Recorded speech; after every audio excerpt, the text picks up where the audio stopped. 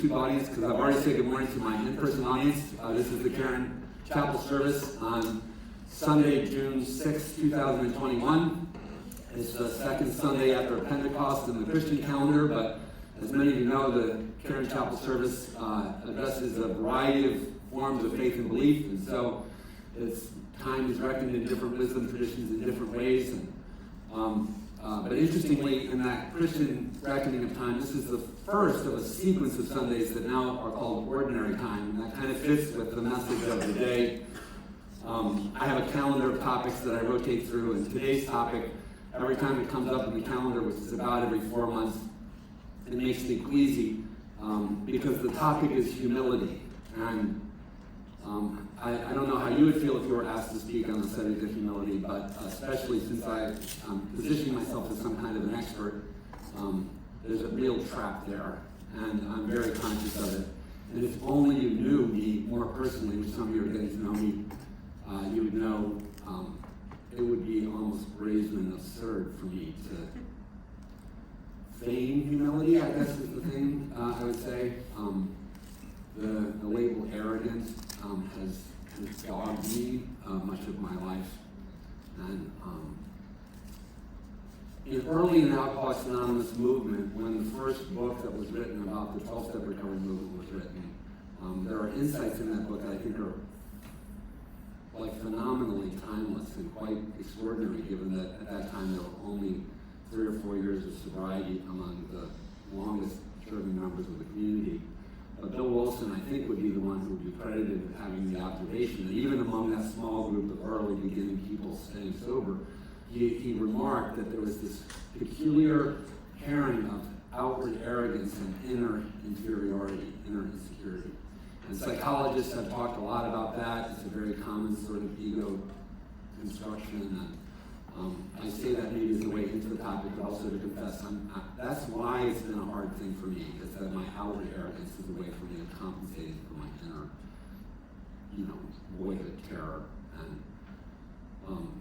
and my trauma and victimization, which is one of the things I also was moved to sort of say. I was thinking about this message a lot all week. I guess a way to navigate towards the topic is to say one of the insights I've come to believe about people's struggle with humility is a more general thing. I approach my work here with a principle that what I see in how you present yourself to me is, I use the phrase wound-driven. So if I have a difficult interaction with a patient or even with one of my fellow staff members, and I'm in my skillful mind, I can think, I wonder what it is that causes reaction to go in that direction, and try to be compassionate towards myself and the other person, and realize that we actually probably are both doing our very best in any given moment. One of the first times I kind of figured that out was early on in my sobriety. I was really mad at my mom for her continued drinking and her cirrhosis of the liver and esophageal hemorrhaging and a hepatic coma. My mom was desperately sick of alcoholism, and I was furious at her. And this wise woman, Debbie, talked to me after a meeting, and she said, "Jack, when you were drinking, did you mean to hurt other people around you?" And I said, "No, definitely not." And she said, "Well, I'm pretty sure your mom didn't mean to do that either." And I was like, "Yeah, that's probably true." And then she said, "Jack, I'm a mom and a grandmother. I promise you there's never a day I've woken up and I thought, how can I screw my kids up today?" And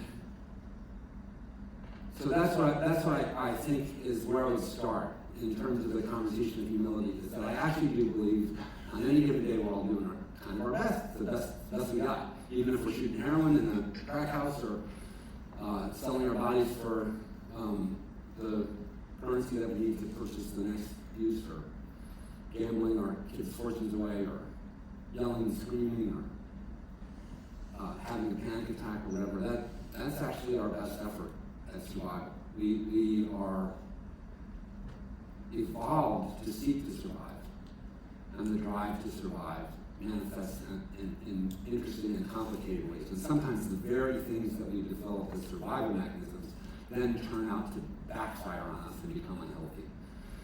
And so then shifting out of them is like really hard, because they're wired in us as survival strategies, but they're no longer as helpful for us as they maybe were.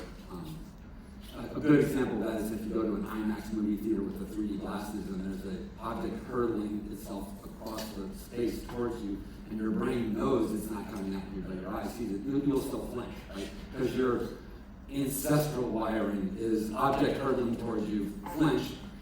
Your intellectual brain wants to say, "Oh, don't flinch. That's absurd." But 95% of the audience will flinch. So, and the rest are taking too much of something. So, I did have I have like a little outline in my mind, and I'm going to try to go back to it. So, in previous times when I've touched on this subject of humility, one of the things I've tried to do, which is again my sort of like bizarre attempt to show some kind of mastery, is to talk about my theological and philosophical and classical education, which I'm grateful I have. And it turns out that humility is a timeless subject. You can go back and read about it in the Greeks. You can read about it in ancient Eastern traditions. It's kind of interesting to me that the Buddhism story emerges with a person of a very privileged and protected family who leaves the confines of that family to go out and experience real suffering. And that experience of real suffering brings this dramatic turnabout, which is the awakening of the Buddha. And so today we have this noble tradition in our midst that comes from a move out of privilege and comfort and protection into the real mess of life. One of my favorite passages in the Christian writings is a passage in the book called Philippians, in which the writer Paul reflects on the whole idea of the Jesus narrative as God emptying God's self. So God pouring God's self into human form, and then even pouring the human form into death. So a humble movement on the part of the divine. And then the Greeks, the classical Greek literature, if you've taken Greek literature, read Greek plays or anything like that, you learn this word hubris, and the notion that the ancient writers were continually recurring to this theme of the kind of Achilles heel of the human being striving for too much greatness more than we probably should afford ourselves. And fortunately, I'm not prone to that at all. So, it's a timeless challenge, and there's lots of philosophy and lots of literature and lots of sacred material that we could use to try and inform ourselves about a subject, but just because you get informed here doesn't mean that you can change the IMAX theater response.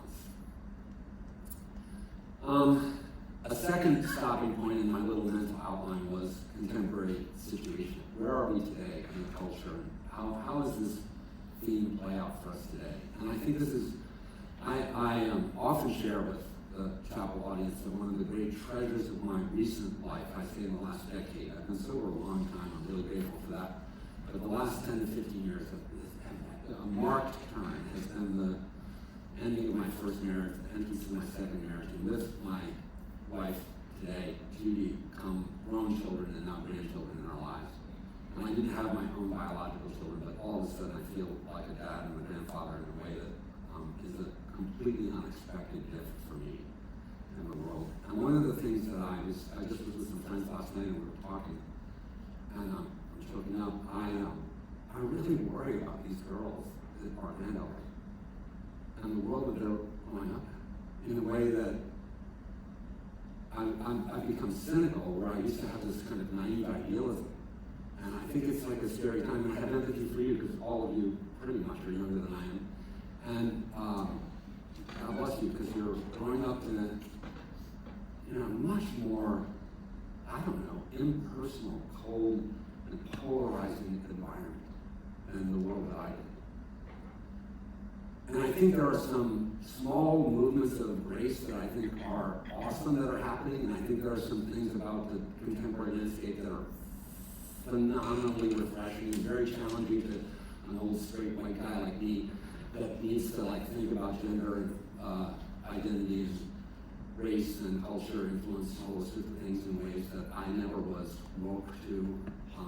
And I think those are blessings, but I also think social media, and I can tell you some things that happen from social media that are definitely positives. I have more contact with cousins and people that I probably would otherwise only see or talk to or intersect with once every 5 to 10 years at a family wedding or funeral. And that's a nice takeaway. But the other thing I see is that I feel like Facebook, YouTube, Twitter, Instagram, Grindr, all of these platforms and our gradual immersions at a greater and greater depth cause really serious problems with that outward arrogance, inner insecurity dynamic, because most of our Facebook profiles are extremes of us. Either we overly positively paint, so we post, oh, great day, great vacation, wonderful thing, and we don't let people know that we're struggling. Or there's the occasional person who's on your Facebook feed who posts all the time, I'm depressed and struggling today, which is awesome, it's great to do that, but you might think that that person never has a good day. And so it's this fragmentary appropriation of the complex totality of what it is to have a person in your life that you come to know and love, which takes a tremendous amount of time and work. And even when you think you totally know someone, they will often blindside you. So, anyway, so I guess my comment was, I think it's a lonely and dog-eat-dog world in a way that's different than it used to be to some extent. And I think that a survival strategy that comes out of that is self-reliance and a kind of bravado and arrogance. And actually, in the clinical sphere, when I work among other clinicians, just to kind of tell tales from the back room, I will tell you that one of the things for those of us that have worked in this field and in behavioral health for a long time, a word that we constantly find ourselves bumping up against is the word entitlement. And I am not pointing fingers at any one of you. It's a generalization. Of course, not a one of you ever has any struggle with entitlement. But it's a general concern that I have that in this dog-eat-dog, survivalist, individualistic, paint yourself as the best you can or the worst you can, extremism sort of moment, that's another thing. And I suffered tremendously with this. The way entitlement played itself out in my life, which I blame partly on my father, who I loved dearly, I realized, and died at age 54, way too young, super smart, he drank and smoked and suffered from arthritis, he was on pain meds, he was multiply addicted.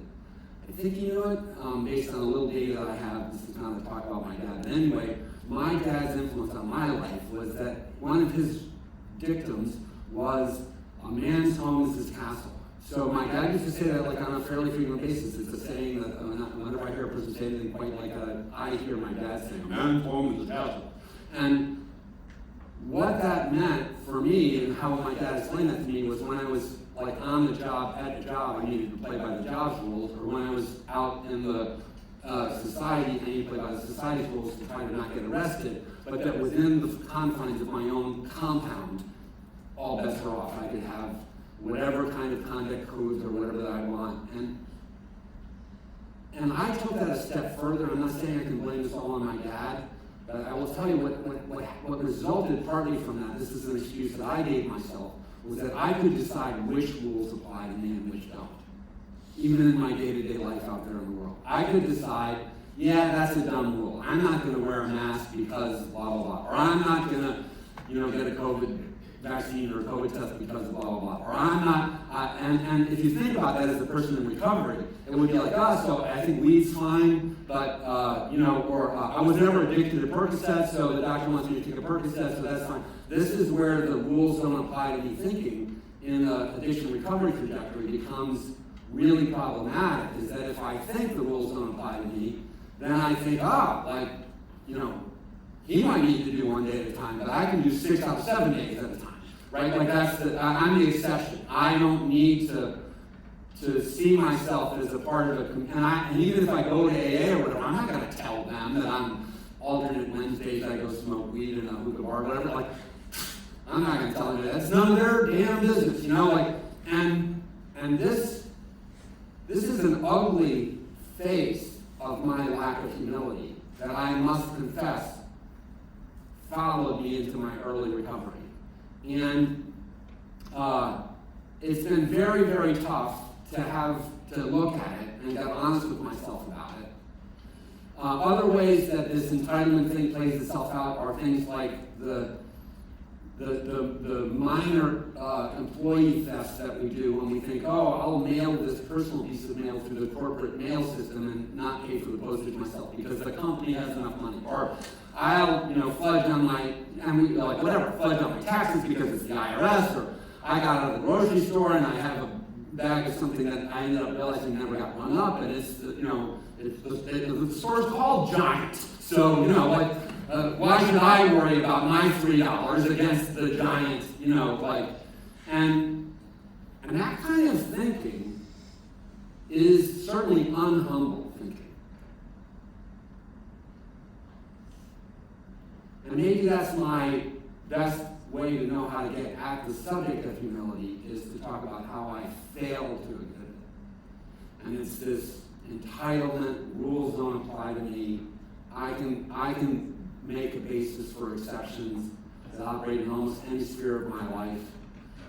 I often confess publicly that I was not a great husband in my first marriage, and I'm not going to go into the details of that, but I will say this is where the rules don't apply to me became problematic. Is I thought various things that one thinks of, what I think of today, and one of the ways I try to address that is in my sobriety and in my marriage. I say my wedding vows every day. And I try to practice my wedding vows one day at a time.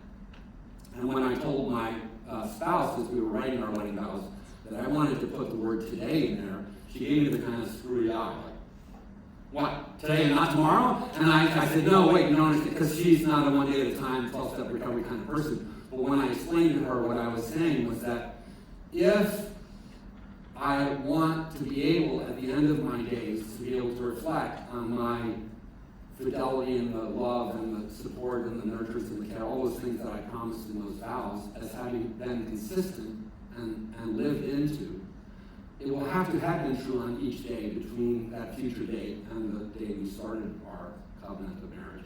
And so, on any given day, I don't get to get a pass. There's no, the rules don't apply to me today thing. And unfortunately, many of us know about this. It's depicted in so many movies and films and pictures where, like, a person is away on a trip, or there's a bachelor party, or something like that, and it's like, we were all faithful, except that there was that one time, and it's this kind of thing, which is the antithesis of what I think a recovery program's invitation to humility is really about. And I was trying to think, as I was trying to figure out how to finish this message, what I could say to you to make the pursuit of humility attractive. Because it has become attractive to me. And the fruits of this humility, which I do see, I would name as love, fit, belonging. There's a great AA saying, except it's kind of pejorative, but it's, and much of AA has that tongue-in-cheek, slapstick humor side to it. And as you know, I'm a big AA fan, but I also do recognize that in the 21st century, you are blessed to have a number of other options of support methods and programs that will help you on your recovery trajectory. And what I will say is that the only thing I believe will not work, it's very apropos to this message today, is you anonymous. If you're going to go solo and go this alone against the adversary of this survival condition gone wrong, I'm going to predict that you're not going to do well.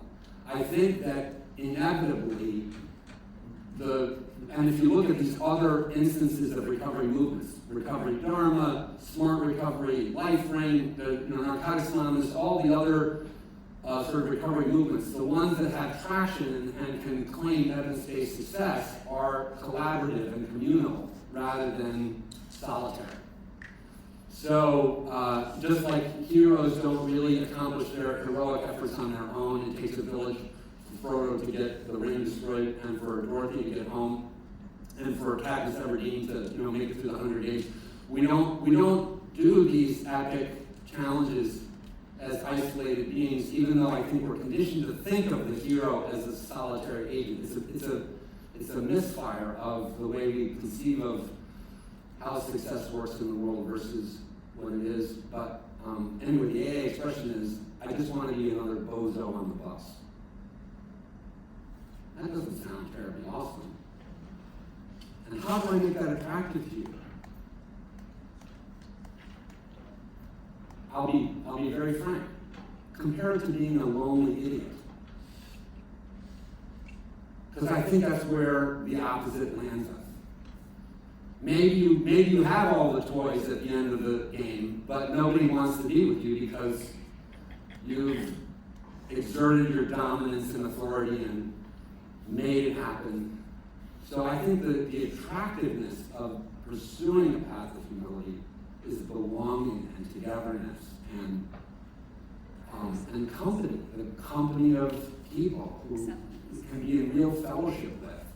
And it's the greatest gift of my sobriety, really, is to just learn to go along. I'll finish with one more. This is embarrassing. I like telling embarrassing back stories. I don't know why. But so when I moved up here in 2008 to come to work at Caron, I had already been sober a long time, but I still was learning these lessons, and my first marriage had just disintegrated. And so I was struggling, and I started going to meetings, and I started for the first time in my life going to men's meetings. I had resisted that. People had told me, it's really a hallmark of people's deep sobrieties when they go to same-gender meetings. And I was like, I don't need man talk, So I started going to a men's meeting, and I started really enjoying it. And there was a breakfast that happened before, or actually the meeting and the breakfast was like a routine part of the thing. And I complained to my sponsor. I said, well, they're not inviting me. And my sponsor said, well, just invite yourself, just go. So a certain Saturday, I'm sitting there at the men's meeting, and I said, hey, do you mind if I join you guys? And this guy was sitting next to me, looked at me, and he looked at me like I had three, and he was like, what do you mean? Like, it's open, anybody can come to breakfast. So come, don't be ridiculous. So here I am, I go off to breakfast, and I start going to breakfast, but I'm feeling unbelievably awkward and insecure. And my excuse about it, what I tell my sponsor, is that it's because they talk about football and women. And I'm like, that's not my idea of good male conversation. I want to talk about Plato and, Aristotle and, whatever, Aquinas or whatever. And so my sponsor laughs and he says, that may be the whole story of it. And so my sponsor gives me an assignment. He's like, why don't you fact check with the people who are at the meeting and at the breakfast and ask them how they see you and your participation. So I took my homework back because this is one of my humility things is I learned halfway through this journey of my recovery that when my sponsor suggested something, my best path is to just kind of take a yes sir attitude. So when my sponsor says to do something, I will do it, or I'm going to tell him if I'm not going to do it, and we'll fight it out right there. But I'm not going to fake and tell him I'm going to do it and then not do it. So I go back to the breakfast the next week. And after the breakfast, the guy who had been sitting next to me at the meeting originally that told me, it's open, you could come. I said, hey, Chuck, can I talk to you for a minute? He's like, sure. I said, do you find my presence as awkward as I do at this meeting?